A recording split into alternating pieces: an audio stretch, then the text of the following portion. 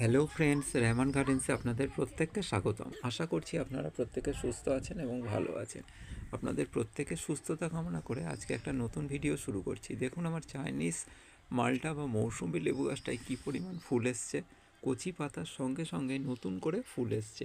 এই চাইনিজ মালটা একটা ভালো জাতের একটা মৌসুমি, শুধু এর একটাই খারাপ দিক আছে যে এই মৌসুমিটায় বীজের পরিমাণ একটু বেশি থাকে। আপনাকে বীজগুলো ফেলে খেতে হবে, কিন্তু এর মিষ্টতা কিন্তু যথেষ্ট ভালো এবং এর ফলও কিন্তু খুব ভালো হয় এবং বছরে এটা দুবার হয়, আর পুরনো গাছ হলে দুবারের বেশি পরিমাণও ফল হয়।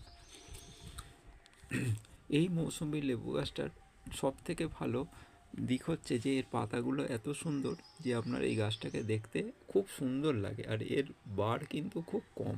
এই গাছটা কিন্তু আমার প্রায় 1 বছরের কাছাকাছি সময় হয়ে গেছে এটাকে আমি এনেছি, কিন্তু দেখুন অন্য গাছ হলে, অন্য মৌসুমির গাছ হলে এটা কিন্তু অনেক বড় হয়ে যেত, কিন্তু এর বাড় যেহেতু কম সেই জন্য এই গাছটা ছোট হয়ে আছে এবং খুব অনেক দিন পর পর নতুন পাতা ছাড়ে। এই গাছটা যখন পাতা ছাড়া শুরু করেছে এবং ফুল আসার সিজনে ফুল এসে গেছে, এটা একটা পুরনো মৌসুমি লেবু গাছ, সেই জন্য ফুল এসে গেছে। আশা করছি এই গাছটায় ফল হবে। লেবুর পরিমাণ যে প্রচুর হবে তা কিন্তু নয়, লেবু হবে, যেহেতু এটা জায়গাটা ছোট সেই জন্য অল্প পরিমাণই হয়তো ফল দাঁড়াবে। আপনারা চাইলে এই চাইনিজ মৌসুমি বা মাল্টা লেবু গাছটা বসাতে পারেন। খেতে মিষ্টতা ভালো এবং ছোট পরিমাণ হয়, বীজের পরিমাণটা একটু বেশি থাকে যেটা আপনাকে ফেলে খেতে হবে। এর সব থেকে ভালো দিক হলো এটা বাড়িতে লাগালে এই গাছটা দেখতে খুব সুন্দর লাগে, ছোট্ট ছোট্ট পাতা, আর এর বাড় কম বলে আপনি ছোট জায়গাতেও বসিয়ে রাখতে পারবেন। বন্ধুদের যাদের জায়গা আছে তারাও কিন্তু এই গাছটাকে বাড়িতে মাটিতে বসাতে পারবেন, তাদের কিন্তু টবের গ্রোথের থেকে একটু হলেও বেশি হবে।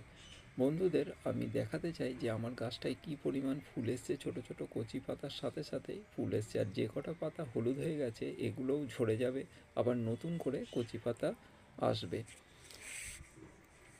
এর আমি কিন্তু আলাদা করে বিশেষ কোনো যত্ন করিনি, শুধুমাত্র একটু খোলের জল দিয়েছি, আর আমাদের যে মাছ ধোয়া যে জলটা হয় সেই মাছ ধোয়া জলটা আমি মাঝে মাঝে এই লেবু গাছের গোড়ায় দিয়েছি। তাতেই এই লেবু গাছটা যথেষ্ট সতেজ এবং সুস্থ আছে। মাঝে এর গোড়ায় জল জমে বর্ষাকালে প্রায় মরে যাওয়ার মতো হয়ে গেছিলো, পাতা হলুদ হয়ে গেছিলো। সেই জন্য আপনাদের অবশ্যই লেবু গাছে অতিরিক্ত জল দিলে কিন্তু হবে না, আর লেবু গাছের গোড়ায় জল দাঁড়ানো যেন না থাকে। যদি গোড়ায় জল জমে তাহলে কিন্তু সেই গাছ মারা যাবেই, কারণ লেবু গাছ খুব বেশি জল সহ্য করতে পারে না। আপনি কম জল যদি দেন তাহলে সেটা যেমন সহ্য করতে পারে, কিন্তু বেশি জল ওরা একদমই সহ্য করতে পারে না। তাই বন্ধুদের আমি অনুরোধ করব লেবু গাছে জল দেওয়াটা যেন একটু খেয়াল রাখে, নাহলে কিন্তু আপনার ভালো গাছও মরে যাওয়ার সম্ভাবনা রয়েছে।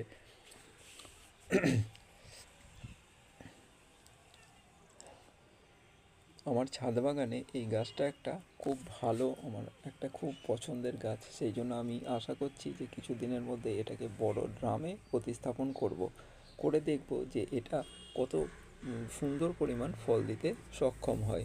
অনেকের বাড়িতেই এই গাছটা আছে, যারা পুরনো ছাদ বাগানি তাদের বাড়িতে হয়তো থাকবে। বর্তমানে অনেক ভ্যারাইটিস এসে যাওয়ায় এই গাছটার অতটা মানুষে গুরুত্ব দিচ্ছে না, কিন্তু আমার কাছে এর যথেষ্ট গুরুত্ব আছে। বন্ধুরা, ভিডিওটা ভালো লাগলে অবশ্যই সাবস্ক্রাইব করে পাশে থাকবেন এবং আপনাদের প্রত্যেকের সুস্থতা কামনা করে আজকের ভিডিওটা